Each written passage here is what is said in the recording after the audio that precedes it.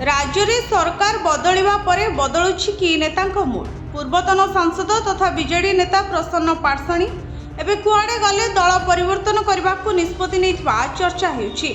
एबे से दिल्ली जाइथिबा जणा पड़िछि। से बीजेपी रे मिसिबा नै चर्चा जोर धरछि। निर्वाचन बेले से बीजेडी टिकेट रे विधायक प्रार्थी भाबे निर्वाचन लड़ियाकू इच्छा रखिथिले, किंतु दल तांकू टिकेट देई नथिला। सेहीपरि पूर्वरु तांकू राज्यसभा पठाजिबो बोली बीजेडी सुप्रीमो प्रतिश्रुति देइथिले बोली से कहंती। आउ एबे बीजेडी रो विपर्जय परे से दल परिवर्तन करबाकू निष्पत्ति नैथिबा कह जाउछि। प्रसन्न पाटसाणी भुवनेश्वर लोकसभा 1988 रु 2019 जाए प्रतिनिधित्व करुथिले।